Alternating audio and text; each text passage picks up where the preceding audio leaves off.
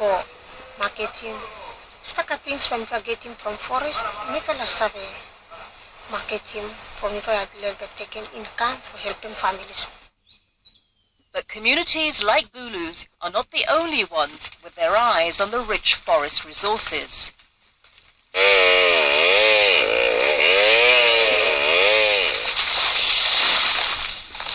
Valuable tropical timber is the loggers' prize.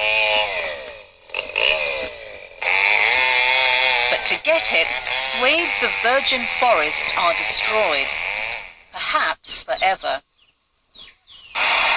Logging of the country's forests, largely by commercial companies from overseas, aiming to satisfy the growing global demand for hardwood, is changing not only the landscape, but also a whole way of life for the island's people. Solomon Islands may have made many mistakes about logging in the country since it started engaging in large-scale logging back in the 90s. And so, whilst it helps the economy, it doesn't really help the people in the long run. Reverend Moses Maizama, who ministers to many small communities on Bulu's island of Vangunu, and has seen firsthand the impact of unsustainable logging, says that forests must be better managed before it's too late. Or the result for local people, he says, could be disastrous. We find rivers polluted.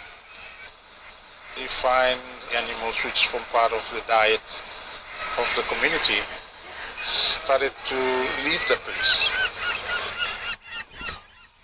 We find that even the reefs and the marine resources starting to have the effects of it. It affects the food security of the community. To the country. The Solomon Islands economy depends heavily on logging. About 60% of the GDP comes from the forests. And when funds are tight, as they are for many islanders, offers from commercial companies to buy logging rights can solve immediate financial problems. A lot of the Solomon Islanders find it hard to meet school fees in the villages and as such. They attempted to allow logging companies to work on their land. One chief who steadfastly resists such temptation to sell out the rights to their tribal lands is Bulu's uncle and chief of her community of Zaira, Bishop Green Gino.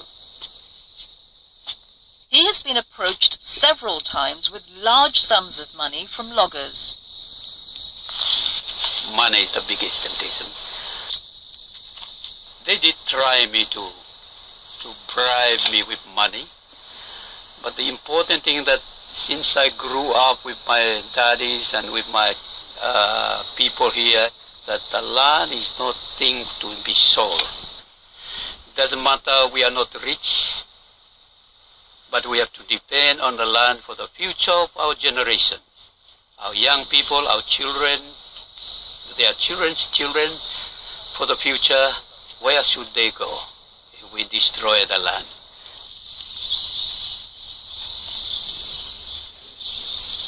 But Green Gino faces a dilemma.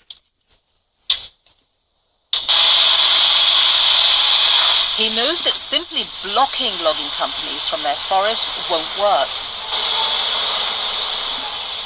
His people need to also gain an income from their natural resources, or they will be tempted to give in to lucrative offers or to leave the community to seek jobs elsewhere. He has come up with a scheme to protect both the forest and his people's livelihoods, a scheme he hopes will bring both visitors and money without harming the trees. First step, he's declared a part of the forest next to the village a conservation area. This does not mean that I stop the people to use the land, but to use the land wisely.